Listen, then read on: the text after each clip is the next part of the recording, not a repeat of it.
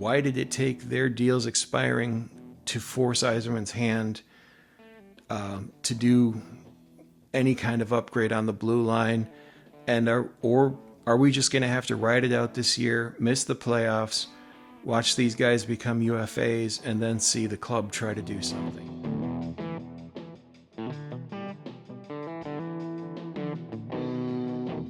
Welcome back to the Red Wings Report by Strings and Pucks. This is Jeremy Laura. Obviously, I have a guest in studio today. With all the work I've been doing down here, Addie has been freaking out, so I told her she could come and hang out today. Next time, though, she has to wear a jersey. So I wanted to talk about the biggest gap, and I think it's fair to call it failure, in the rebuild under Yzerman has been free agents.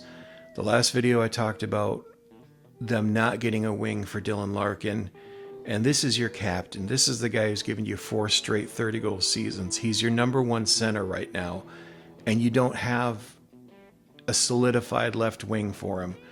Lucas Raymond and him, between the two of them, they're getting near 60 goals, and you don't have anyone consistently on the left. And last year, Soderblom was on that wing at the end of the year. I love Soderblom. I think that if he continues to develop, he'll be a solid addition to the bottom 6 and a power play presence. You know, he's got the net front. He can use his body to push people aside. But I don't think he's cut out to be a top 6 skater, and Larkin really needed to have them bring someone in. So on that same vein, the defense desperately needed upgrades. I mean, Seider has been doing this as essentially a rookie. It was his 3rd season after drafting where he took over. He scored 50 points in his rookie year. He's skating. He's taking the most minutes every night. Edvinsson looks like he's working his way up. He had 31 points last season, and those two very well could be paired, meaning that the 4.75 you spent on Chiarot, the 3.4 on Holl, the $2 million on Gustafsson, those guys are all going to be 3rd line, honestly, or 2nd line, but you have not addressed the top 4 and brought someone in to help fix that. So the good news is they don't have a choice but to move on from these 3 guys because they're all expiring this year. And yeah, they could always extend one of them, but that would burn, because you're going to have over $10 million opening up with these 3 guys leaving. And it's a huge relief because it seems to be the only way they're going to move on from them. Detroit was rumored to be looking at Carlson in Pittsburgh. The rumor mill has been terrible this year, and it's led to a lot of just chases down rabbit holes. Until Yzerman gets something done, really don't listen to anyone at this point who says they're working on something. Carlson out of Pittsburgh, I don't think he's going to come here. They were rumored to be asking him, but he's got full control of his destiny, and why would he want to come play for a team just trying to get in the postseason unless they agree to move him at the trade deadline? I don't know why he'd do that, except that there are teams with 0 cap space that could maybe get something cleared up by the deadline and bring him in.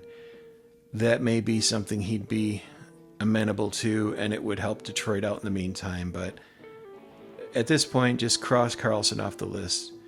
They've done nothing to support Seider and Edvinsson at this point, in the same way that they've let down Larkin and Raymond. But these 3 defensemen, these 3 veterans, Chiarot, Holl, Gustafsson, all expire this year. To me, try to find a way to move them before the trade deadline. Yet Chiarot's at 4.75 now. Cut that in half. Move that cap hit. He's got control. He has the 10-team modified trade clause, and so does Holl. So Holl, he'll be at about 1.5 at the cap, at the halfway point of the year. So, and Gustafsson by the deadline should, he'll be sub $1 million. You should be able to move these guys and get something for them. I honestly don't see Detroit making the postseason this year. I know there's a lot of arguments about McClellan as a coach having a full year, but you're ignoring the rest of the Atlantic Division with that. The Panthers just won their second straight cup. Tampa's really angry that the Panthers won their second straight cup. Those two are going to be battling it out. Toronto, they lost Marner, but they're still that regular season, scoring machine.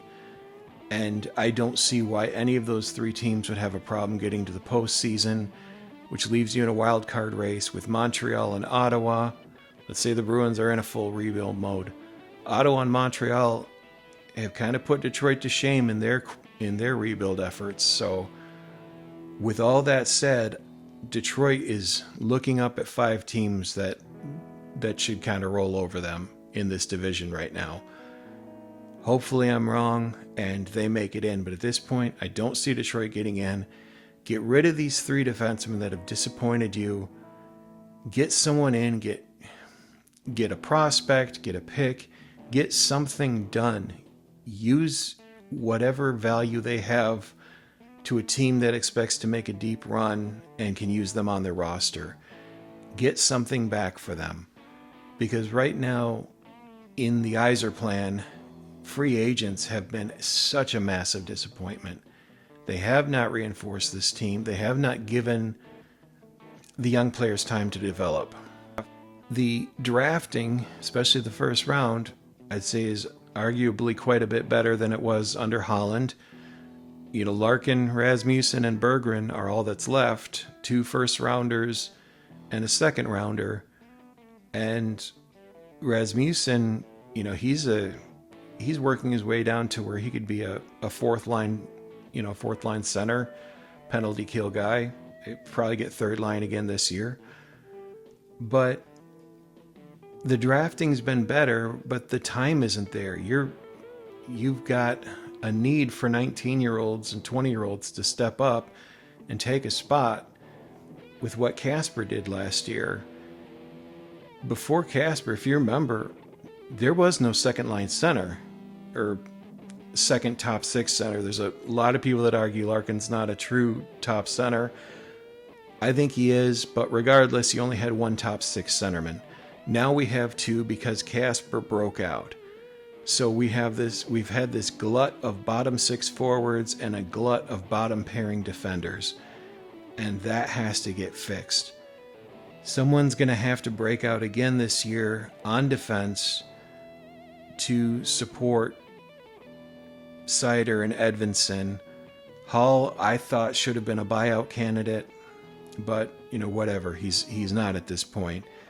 So whatever they do, you have these 3 expiring contracts of defensemen that haven't performed. If you can get anything for them, get it. 2 of them have trade protection, and Holl really shouldn't have been given that trade protection. That may speak to how hard it is to get players to come to Detroit, honestly. But Chiarot and Holl, you have to work with them. Gustafsson, you don't. He's at $2 million. I can kind of see now why they didn't buy out Holl, just because they didn't bring in anybody. Let me know your thoughts. These 3 expiring deals, it's taking that for Yzerman to be forced to make a change to the blue line. He didn't go out and win any of the bids, win any of the battles to get someone to come to Detroit. So this expiration, this will turn over 3 blue line spots.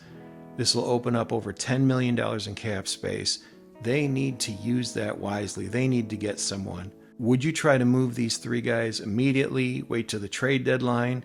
Why did it take their deals expiring to force Yzerman's hand to do any kind of upgrade on the blue line? And are we just going to have to ride it out this year, miss the playoffs, watch these guys become UFAs, and then see the club try to do something?